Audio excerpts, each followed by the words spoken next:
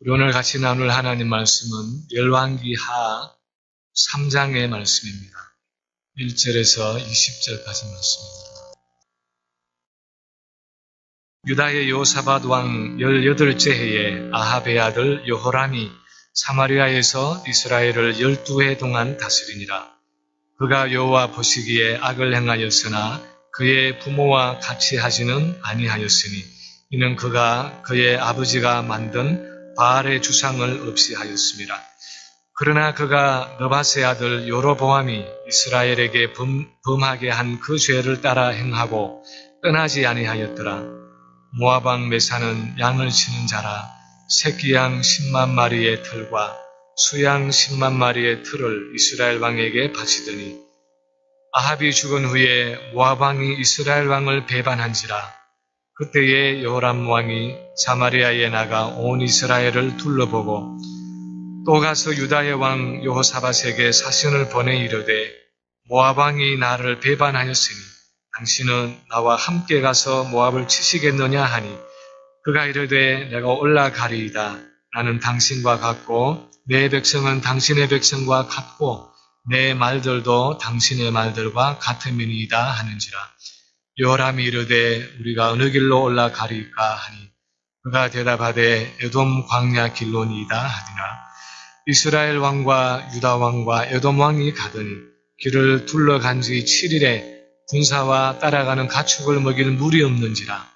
이스라엘 왕이 이르되 슬프다. 여호와께서 이 세 왕을 불러 모아 모압의 손에 넘기려 하시는도다 하니 여호사밧이 이르되 우리가 여호와께 물을 만한 여호와의 선지자가 여기 없느냐 하는지라. 이스라엘 왕의 신하들 중에 한 사람이 대답하여 이르되 전에 엘리야의 손에 물을 붓던 사밧의 아들 엘리사가 여기 있나이다 하니 여호사밧이 이르되 여호와의 말씀이 그에게 있도다 하는지라. 이에 이스라엘 왕과 여호사밧과 에돔 왕이 그에게로 내려가니라. 엘리사가 이스라엘 왕에게 이르되 내가 당신과 무슨 상관이 있나이까? 당신의 부친의 선지자들과 당신의 모친의 선지자들에게로 가소서 하니 이스라엘 왕이 그에게 이르되 그렇지 아니하니이다.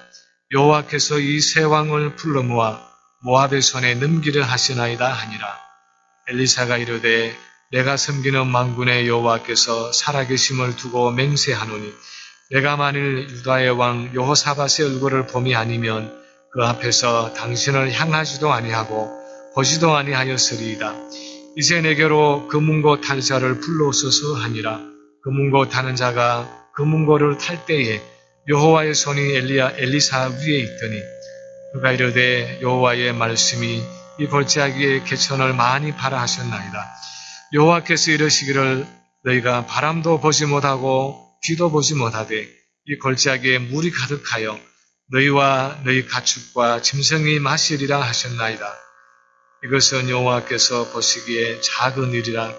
여호와께서 모압 사람도 당신의 손에 넘기시리니 당신들이 모든 견고한 성읍과 모든 아름다운 성읍을 치고 모든 좋은 나무를 베고 모든 샘을 메우고 돌로 모든 좋은 밭을 헐리다 하더니 아침이 되어 소재 들을 때에 물이 에돔 쪽에서부터 흘러와 그 땅에 가득하였더라. 아멘.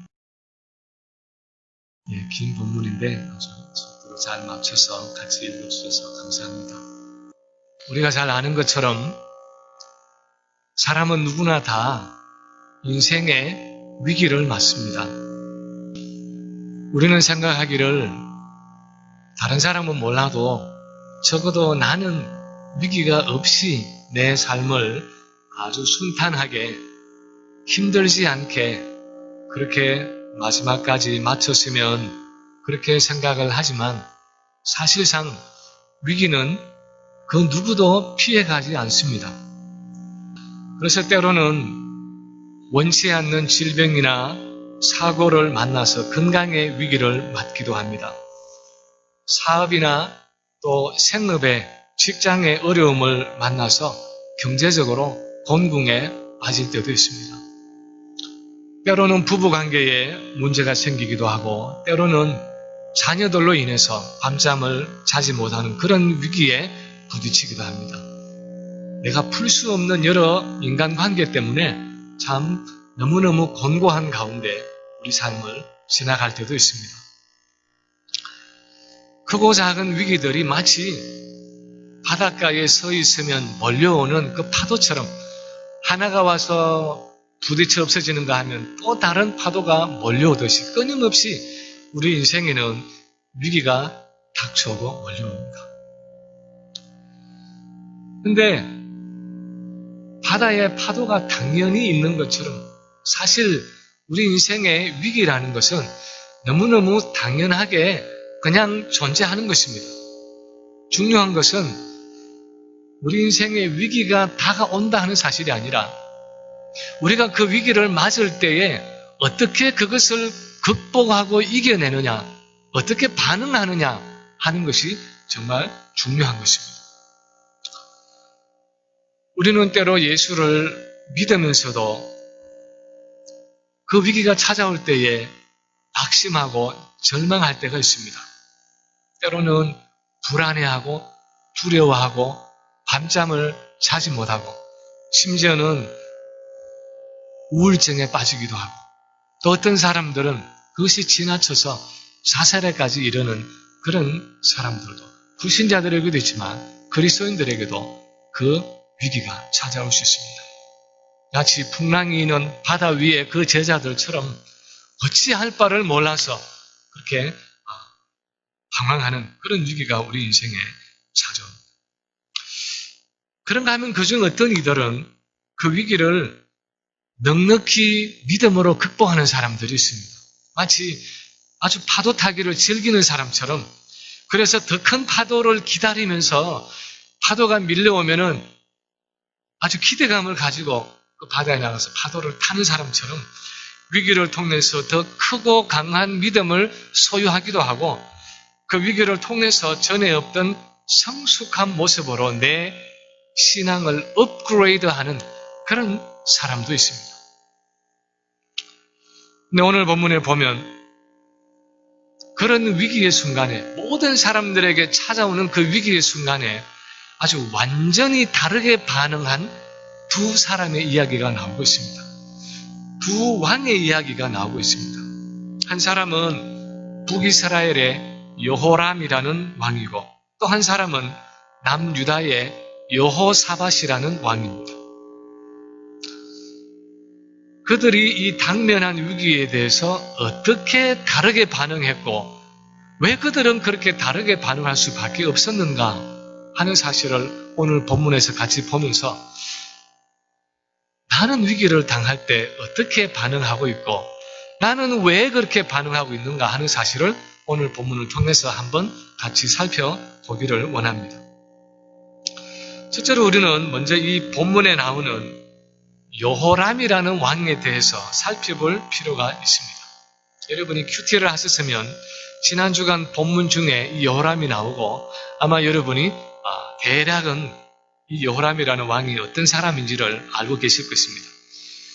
여호람은 북이스라엘의 왕이고 우리가 아주 나쁜 왕으로 알고 있는 이 아합의 아들이었습니다. 자기 형 아하시야가 원래 왕이 되었는데 이 열왕기 첫 장에 1장에 나오는 것처럼 이 아하시야가 다락 난간에 떨어져서 병을 얻었습니다. 사실 이 스토리가 참 슬픈 이야기인데 그렇게 이스라엘의 왕으로서 아시아가 한 것이 하나님께 나가서 묻지 않고 오히려 에글론의 신 바알세불에게 사람을 보내서 내 병이 낫겠나 안 낫겠나 그렇게 물었던 아주 어리석고 악한 왕입니다. 그래서 엘리사가 대답하기를 이스라엘의 왕이 없어서 네가 이방신 바알세불에게 사람을 보내느냐 하면서 하나님이 너는 침상에서 일어나지 못하고 죽을 것이다. 그렇게 말씀을 전했고 그 말대로 죽었습니다. 그래서 그 형의 뒤를 이어서 왕이 된 사람이 바로 여호람이고 북이스라엘에서 12년간 다스렸습니다. 근데 여호람 왕 때에 그동안 아합 시절에 이스라엘에 속국되어서 조공을 바치던 모압이 반란을 일으켜서 이제 더 이상 조공을 바치지 않고 반역을 했습니다. 그래서 본문 4절 5절 말씀을 보면 모압 왕이 그동안 새끼 양 10만 마리의 털과 또 수양 10만 마리의 털을 조공으로 바치다가 이제는 아합이 죽고 나서 이스라엘을 배반했다. 그렇게 기록하고 있습니다. 그래서 이 이스라엘을 배반한 모압을 치기 위해서 여호람 왕이 지금 누구 힘을 빌리느냐? 유다 왕 여호사밧을 끌어들였습니다. 비록 이스라엘이 남유다와 북이스라엘로 나누어져 있었지만 마치 지금 우리 한국의 모습처럼 동족이기 때문에 나누어져 있지만 동족이기 때문에 서로가 여전히 형제의 나라인 것을 인정하고 있었습니다. 그래서 이 북이스라엘의 왕이 우리 힘을 모아서 모압을 치자 그렇게 말할 때 남유다의 왕인 여호사밧이 거절할 수가 없었습니다. 사실 여호사밧은 상당히 다른 왕에 비하면 북이스라엘과 친근하게 지냈던 왕입니다. 그래서 7절을 보면 여호사밧이 대답합니다. 내가 올라가리이다. 나는 당신과 같고 내 백성은 당신의 백성과 같고 내 말들도 당신의 말들과 같으니이다. 그렇게 말하면서 우리는 한 동족이고 우리는 한 언약 백성입니다. 그렇게 말하면서 전쟁에 같이 동참할 것을 말합니다. 그리고 그 두 나라에다가 좀 더 분명하게 승리를 붙이기 위해서 거기다가 또 한 나라를 끌어들였습니다. 그것은 에돔이라는 나라였습니다. 에돔은 그 당시에 남유다의 조공을 바치고 있던 그런 나라였는데 이들이 에돔을 같이 연합해서 가서 모압을 치기로 하고 에돔과 같이 가기 위해서 북이스라엘이 남유다로 와서 유다군과 합치고 그 다음에 그 북이스라엘과 남유다군이 더 내려와서 에돔과 같이 연합을 해서 그렇게 모압을 치기로 하고 이제 에돔까지 가는 그 광야 길을 가기로 그렇게 계획을 했습니다. 근데 사실 그 많은 군대를 거느리고 에돔의 광야를 지나서 모압을 간다는 것은 결코 쉬운 일이 아니었습니다. 왜냐하면 그것은 아주 오랜 시간 동안 물이 없이 가야 하는 그런 광야길이었기 때문입니다. 그런데 에돔의 연합군과 합류하기 위해서 할 수 없이 그 길로 행군을 했는데 급기야 이 에돔과 연합은 했는데 한 주간 그렇게 행군을 물 없이 하고 나서 완전히 모압에 도착은 했는지 그 성 앞에서 물이 완전히 떨어졌습니다.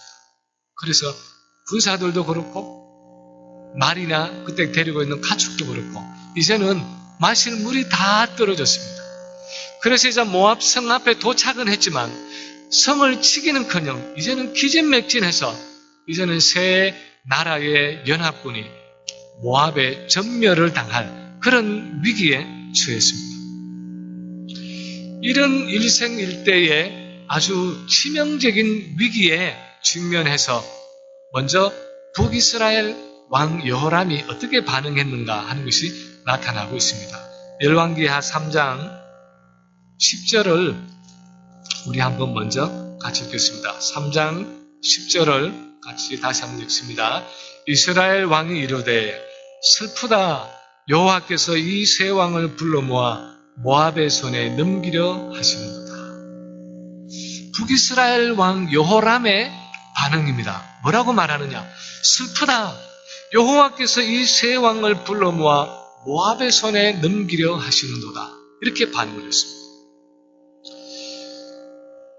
여호람은 이 위기의 상황에서 아주 극한 자기의 감정을 표현하고 있는데 그 감정을 표현하고 있는 한마디가 슬프다 하는 것이었습니다. 영어 성경을 살펴보면 이 슬프다 하는 단어를 참 재밌게 번역을 하고 있습니다. alas 하는 이 대부분의 성경이 alas 우리 고어로 말하면은 오호라 아마 옛날 시조에 보면은 오호 통제라 오호 애제라 뭐 그런 것처럼 오호라 하는 그런 단어로 번역을 하고 있고 어떤 성경은 oh no 그렇게 번역을 했습니다. 어떤 성경은 this is terrible 그렇게 번역을 했습니다. 그런데 어떻게 번역을 했든 간에 그 원어의 히브리서 원어의 의미는 아주 극한 절망과 슬픔을 나타내는 단어입니다. 이제 모든 것이 끝장났다는 것입니다. 이제는 소망이 없다는 것입니다. 이제는 거기에서 살아날 길이 없다는 것입니다. 여기까지 와서 이 세 나라의 연합군이 물이 없어서 이제는 적군에게 전멸을 당하게 되었다는 것입니다. 이 요람을 보면 이런 감정적인 슬프다 하는 극한 감정만 표현한 것이 아니었습니다. 요람은 감정적으로 슬퍼할 뿐 아니라 이미 이 상황에 대한 해석까지도 내리고 있습니다. 뭐라고 말합니까? 슬프다. 여호와께서 이 세 왕을 불러 모아서 모압의 손에 넘기려 하시는도다. 다시 말해서 이렇게 우리는 이 전쟁을 이기기 위해서 한 나라도 아니고 세 나라가 연합해서 이 먼 길을 이렇게 치기 위해서 왔는데, 여기까지 왔는데 하나님께서 우리 가운데서 물이 떨어지게 하신 것은 이제 이 세 나라의 연합군을 적군의 손에 붙여서 우리를 진멸하려는 것이다. 우리를 이 적군의 손에 붙여서 완전히 망하게 하는 하나님의 뜻이구나. 하나님이 그렇게 자기들을 모압의 손에 붙이려고 작정했다고 그렇게 한탄하고 있습니다. 그래서 모압의 손에 북이스라엘과 유다의 군대와 또 에돔을 붙이는 것이 이 상황 속에 있는 하나님의 뜻이다. 그렇게 아주 부정적인 해석을 하고 있습니다. 우리는 이 여호람을 보면서 참 한심한 생각을 할 수도 있지만 사실 우리도 어떤 위기의 상황에 부딪힐 때 이런 절망적인 감정과 또 하나님에 대한 부정적인 마음을 가지고 하나님을 원망하고 불평하고 때로는 낙심하고 절망하고 주저앉을 때가 있습니다.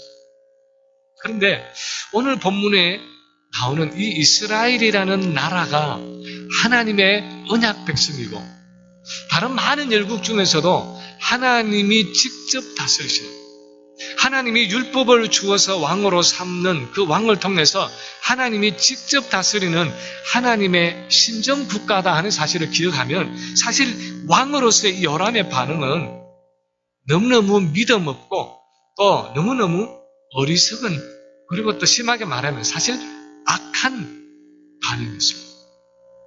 예를 들어서 바로 뒤에 나오는 이 여호사밧의 모습과는 너무너무 대조적입니다. 이제 이 여호사밧이라는 왕에 대해서 생각해 보면 이 여호사밧은 유다의 네 번째 왕이었습니다. 이 여호사밧의 아버지가 아사라는 왕입니다. 오늘 우리 큐티 나눔할 때에 우리 한 집사님이 아사 왕에 대한 말씀을 나눠주셨는데 이 아버지 아사도 참 훌륭한 왕이었지만 아버지의 대를 이은 이 여호사밧은 남왕국의 히스기야 왕이나 요아스 왕과 함께 그 왕국의 개혁을 주도했던, 마치 루트의 종교개혁처럼 종교개혁을 주도했던 아주 훌륭한 경건한 왕이었습니다. 역대하 17장에 나오는 여호사밧에 대한 평가를 보면 이렇게 기록을 합니다. 여호와께서 여호사밧과 함께 하셨으니 이는 그가 그의 조상 다윗의 처음 길로 행하여, 다윗의 처음 길이라는 것은 다윗이 범죄하기 전에 아주 순수하게 전심으로 하나님을 쫓았던 그 처음 길이라는 것입니다. 그의 조상 다윗의 처음 길로 행하여 바알들에게 구하지 아니하고 오직 그의 아버지 하나님께 구하여, 이 아버지 하나님이라는 것은 그 아버지 아사가 구했던 하나님이라는 것이죠. 그의 아버지 하나님께 구하며 그의 계명을 행하고 이스라엘의 행위를 따르지 아니하였습니다. 그러니까 북이스라엘에 그렇게 바알을 섬기는 악한 그 길을 이 남유다 여호사밧은 따르지 않았다는 것입니다. 그리고 이어서 말하기를 그가 전심으로 여호와의 길을 걸어 산당들과 아세라 목상들도 유다에서 제거하였더라. 그렇게 기록하고 있습니다.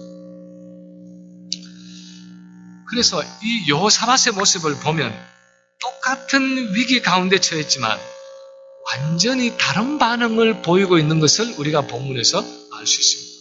먼저 이 앞에 나오는 요람처럼 이 여호사밧은 그 상황에 대해서 슬퍼했다 아니면 무슨 절망했다 하는 그런 기록이 없습니다. 그리고 하나님이 우리를 이 적군의 손에 붙여서 우리가 지금 곧 죽겠구나, 전멸하겠구나 하는 그런 한탄도, 부정적인 한탄도 없었습니다. 오히려 이런 위기 속에서 그는 하나님께 묻기를 원했습니다. 11절을 우리 한번 같이 소리를 맞추어서 3장 11절을 같이 한번 읽겠습니다. 여호사밧이 이르되 우리가 여호와께 물을 만한 여호와의 선지자가 여기 없느냐 하는지라. 이스라엘 왕이 신하들 중에 한 사람이 대답하여 이르되 전에 엘리야의 손에 물을 붓던 사밧의 아들 엘리사가 여기 있나이다. 우리가 여호와께 물을 만한 여호와의 선지자가 여기 없느냐 하는 것이 여호사밧의 첫 번째 반응이었습니다. 여호사밧의 마음속에는 하나님의 언약 백성인 우리에게 하나님이 선수 통치하시는 신정국가인 이 이스라엘과 유다가 연합해서 하는 이 전쟁에 이런 위기가 닥쳐온 것은 그냥 우연히 왔을 수가 없다는 것입니다. 거기에는 반드시 하나님의 뜻이 있을 것이다. 그렇게 여호사밧은 판단하고 모든 것을 하시고 모든 것을 주관하시고 모든 것을 섭리하시는 그 하나님 앞에 나아가서 우리가 물어야 한다. 우리가 물을 수 있는 선지자가 여기 없느냐. 그렇게 말하고 있습니다. 하나님이 자기 백성들에게 어떤 종류의 어려움을 주시고 위기를 주실 때는 거기에는 분명히 하나님의 뜻이 있을 것이기 때문에 당연히 가장 먼저 해야 하는 것은 무엇이 그 상황 속에 있는 하나님의 뜻인지를 물어야 한다는 것입니다. 그것은 하나님의 백성으로서 당연히 해야 할 일이라는 것입니다. 마치 아시아 왕 때에 이스라엘에 여호와가 없어서 하나님이 없어서 그렇게 책망하시는 것처럼 하나님이 없다면 몰라도 하나님이 우리 이스라엘에 계신다면 가장 1차적으로 하나님의 뜻을 물어야 하고 그 뜻을 말해줄 수 있는 선지자를 찾아야 한다는 것입니다. 사람들이 엘리야에게 수종들던 제자 엘리사가 그들 가운데 있다 그렇게 말했을 때 여호사밧은 더 분명하게 확신하고 말합니다. 12절에 보면 여호와의 말씀이 그에게 있도다 그렇게 말했습니다. 사실 엘리사는 엄밀하게 말하면 남유다의 선지자가 아니라 북이스라엘에서 주로 활동했던 선지자였습니다. 그러면 이 남유다의 왕인 여호사밧이 그 전에 엘리사를 만나지 못했을 가능성이 많습니다. 어쩌면 그 앞에 엘리야에 대해서는 어쩌면 유다 왕도 들었을 수 있습니다. 그러나 이제 갓 선지자로 활동하는 엘리사, 그것도 주로 북이스라엘에서 사역을 했던 엘리사를 이 여호사밧이 알았을 가능성은 거의 없습니다. 그런데도 불구하고 여호사밧이 여호와의 말씀이 그에게 있도다 그렇게 단언하고 말하는 것은 이런 특별한 위기의 상황 속에서 분명히 하나님의 말씀이 그에게 주어졌을 것이다 하는 그의 확신을 표현하고 있는 것입니다. 하나님이 자기의 언약 백성들에게 어떤 위급한 상황을 주실 때는 하나님의 구체적인 뜻이 없을 수 없다는 것입니다. 우리가 모르고 있을 뿐이지 이 모든 것이 하나님의 그 주권적인 역사 속에서 일어나기 때문에 우리는 먼저 하나님께 이 상황의 의미를 묻고 그분의 답을 기다려야 한다는 것입니다. 그것이 큰 일이든 그것이 작은 일이든 우리가 인생의 위기에 직면했을 때 가장 먼저 생각해야 하는 것은 우리가 하나님께 나아가서 물어야 한다는 것입니다. 그 문제 때문에 혼자서 염려하고 근심하고 두려워하고 낙심하고 슬퍼하고 때로는 원망하고 불평하는 그것이 아니라 그것이 어떤 문제이든지 간에 먼저 하나님 앞에 가지고 나가서 물을 수 있어야 한다는 것입니다. 그리고 내게 말씀해 주시는 그 하나님의 음성에 귀를 기울여야 한다는 것입니다.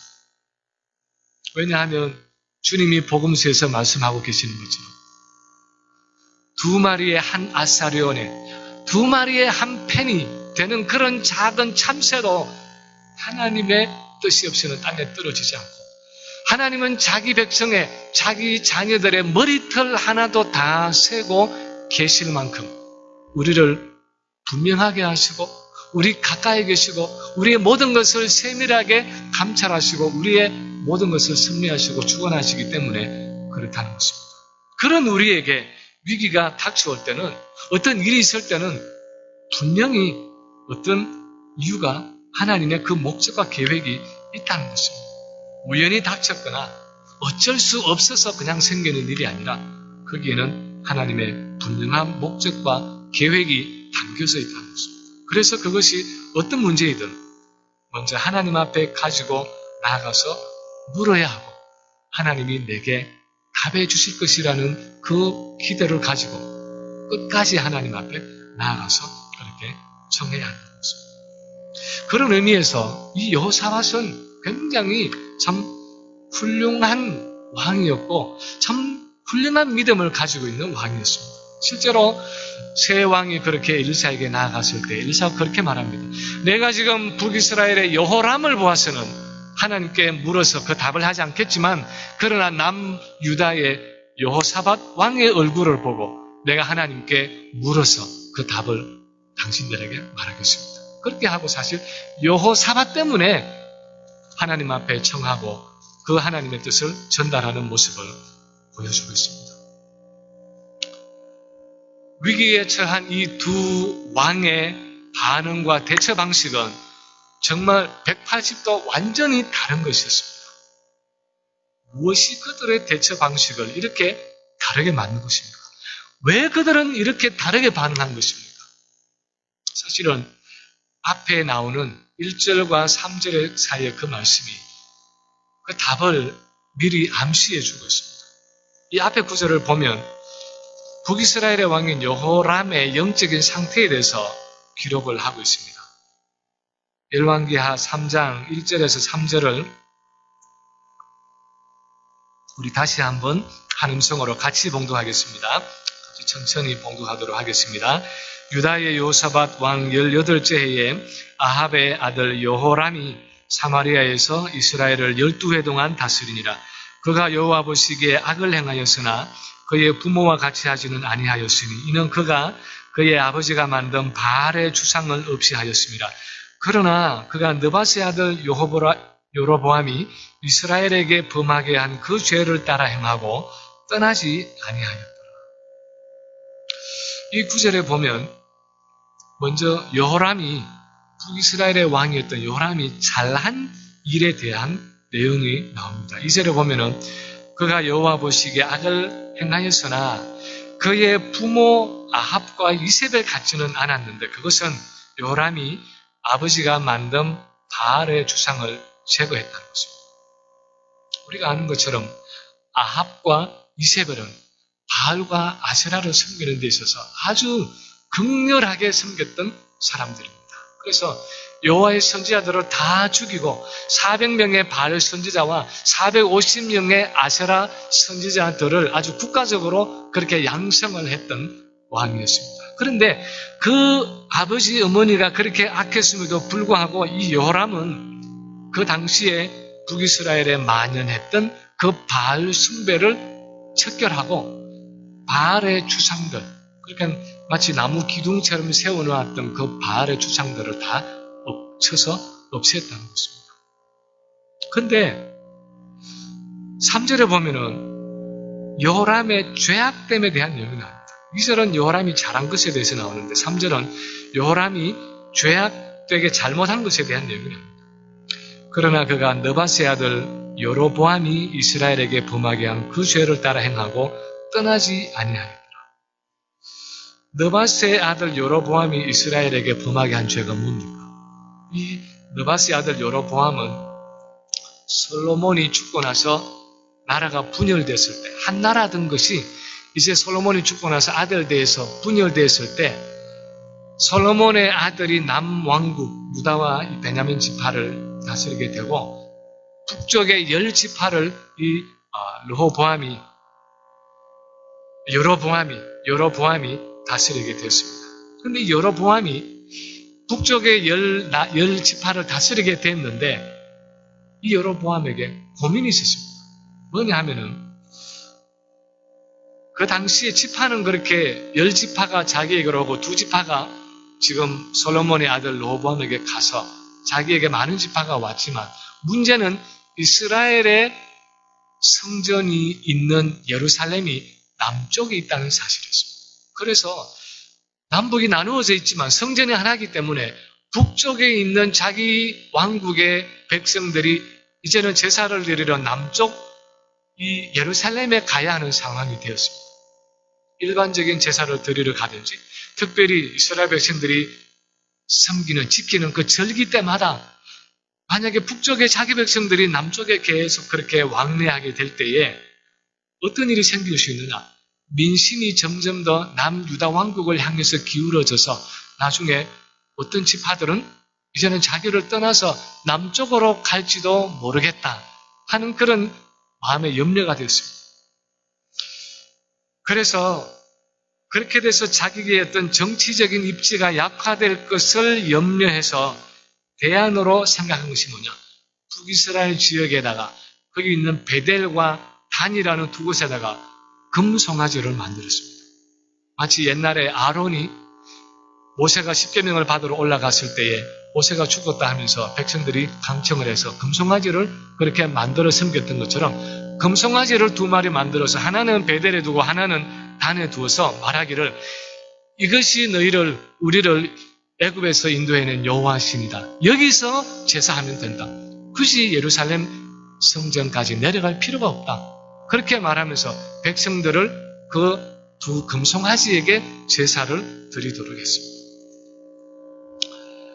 사실은 여호람을 비롯해서 북이스라엘의 왕들은 그것이 죄라는 것을 모르지 않았습니다. 알았습니다.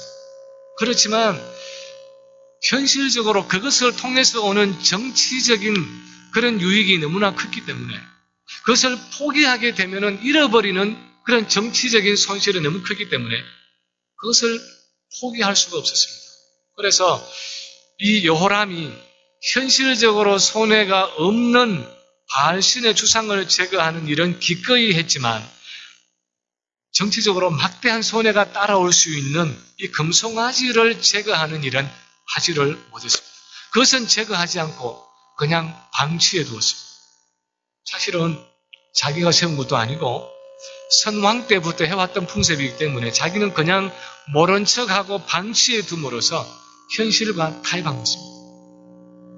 그래서 이 여호람에 대한 북이스라엘의 왕인 여호람에 대한 하나님의 평가는 분명히 바알이라는 그 아버지가 섬기던 우상을 버리는 그 일은 정말 잘했지만 그래서 여호와 하나님을 섬기는 그 일은 잘했지만 실제로는 내게 손해가 될 수 있는 그런 것들은 여전히 방치함으로써 하나님을 섬기되 내게 손해가 되지 않는 한도 내에서만 하나님을 섬기고 손해가 되는 부분은 여전히 내가 손에 붙들고 그 하나님께 내어놓지 않는 절대로 포기하지 않는 그런 이중적인 모습으로 이 여호람이 하나님을 섬기고 있었다는 것입니다.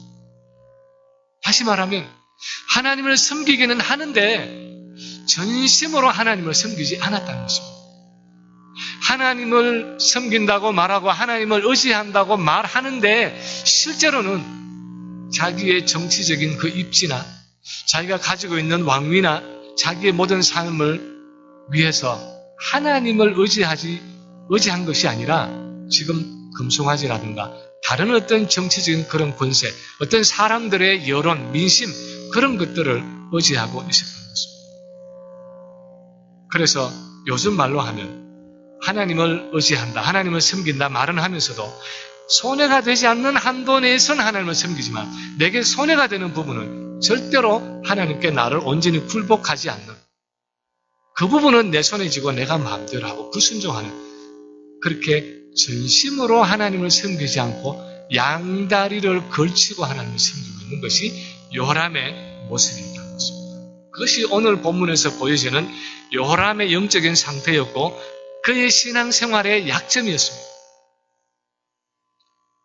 사실 우리 삶에도 얼마든지 그런 종류의 타협이 있을 수 있습니다.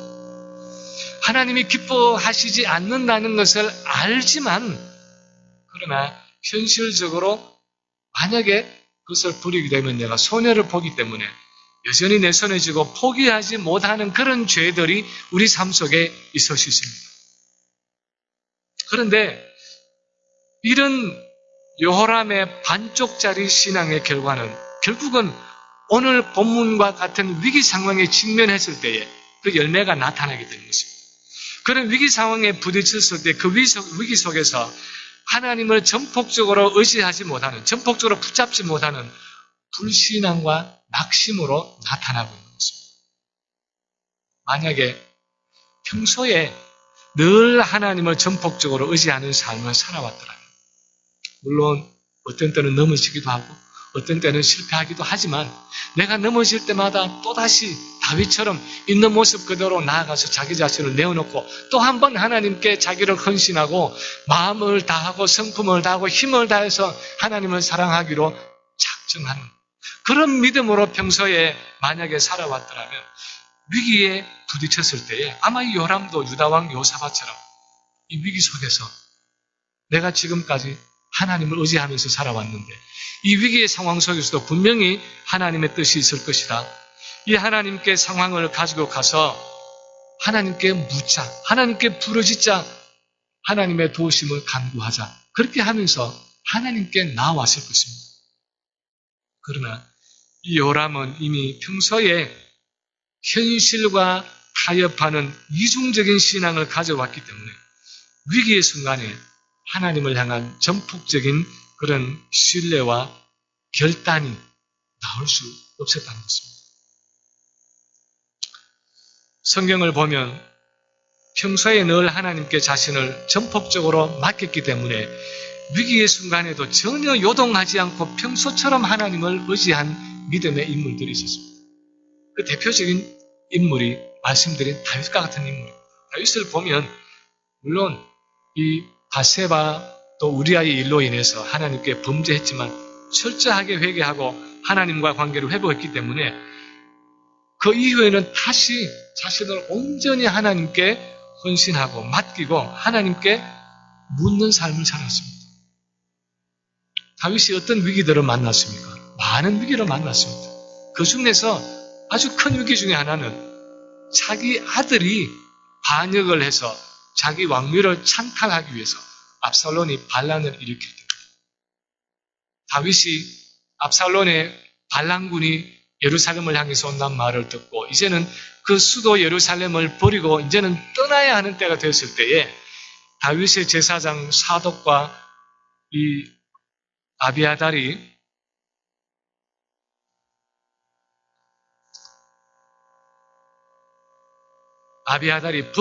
하나님의 법궤를 메고 나왔습니다. 그래서 왕이시여, 우리가 이 수도는 빼앗겨도 법궤가 있어야 나중에 우리가 하나님께서 세우신 정통 왕권을 가지고 있다 해서 왕위를 다시 회복할 수 있습니다 하면서 법궤를 들고 나올 때 다윗이 뭐라 그랬습니까? 그 법궤를 그냥 거기다 두어라. 그리고 너희 제사장들도 나를 따라오지 말고 여기에 머물러라. 만약에 하나님의 뜻이면 하나님 나를 회복해 주실 것이고 하나님의 뜻이 아니면 하나님이 나를 기뻐하시지 않으면 압살롬이 이 나라를 다스릴 것이다. 나는 하나님께 모든 것을 다 맡겼다. 그러니까 그 법궤를 굳이 끌고 나와서 정통성 주장하지 말고 거기에 두고 너희도 여기 머물러 있어라. 그렇게 말했습니다. 다윗은 인간적인 모든 수단을 다 내려놓고 아주 초연하게 하나님의 손에 자기를 맡겼습니다. 그것은 다윗이 평소에 하나님을 그렇게 신뢰하는 전심으로 하나님을 쫓는 삶을 살아왔기 때문에 가능한 일이었습니다. 바울이 3차 전도 여행을 마치고 이제 예루살렘으로 돌아가기 위해서 가고 있을 때에 예루살렘에 돌아가면 잡힐 것이라는 예언을 받았습니다.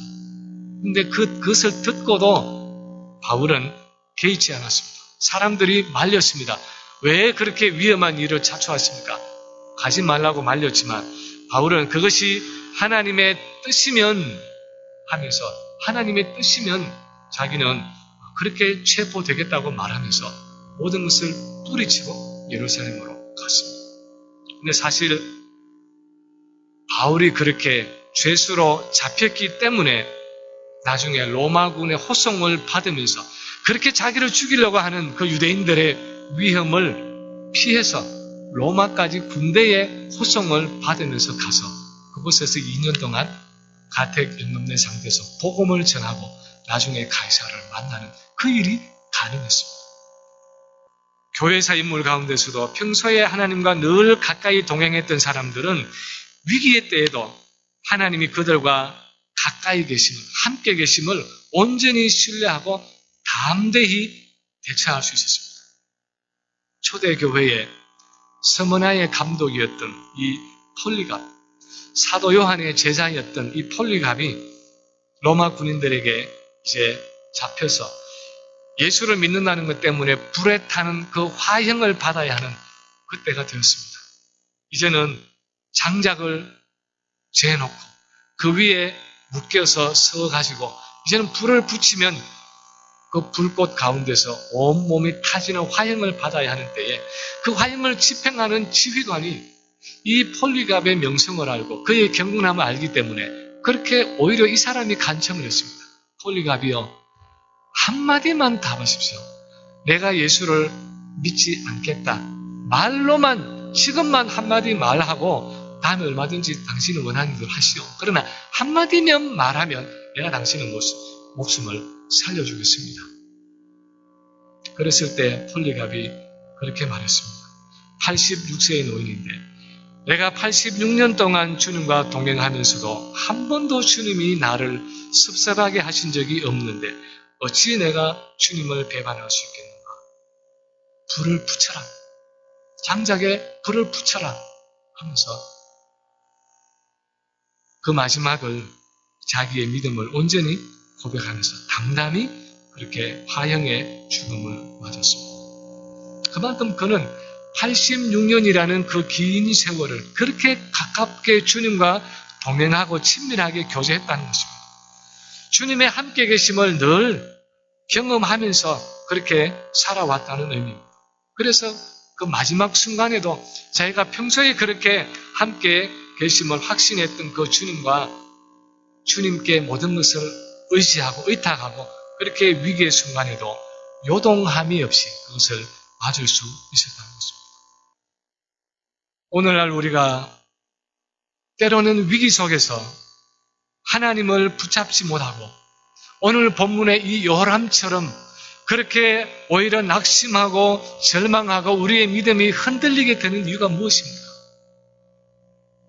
평소에 우리 가운데 함께 계시고 우리와 늘 동행하시고 역사해 주시는 우리 안에 계시는 그 예수 그리스도와 동행하면서 그분께 전폭적으로 우리 자신을 맡기지 못했기 때문에 평소에 내가 주님과 늘 동행하는 그 경험이 없기 때문에 평소에 내가 주님 안에 거하는 그 훈련을 잘 하지 못했기 때문에 우리는 흔히 그렇게 생각합니다. 이 위기의 순간에 나는 왜 그렇게 믿음이 약할까?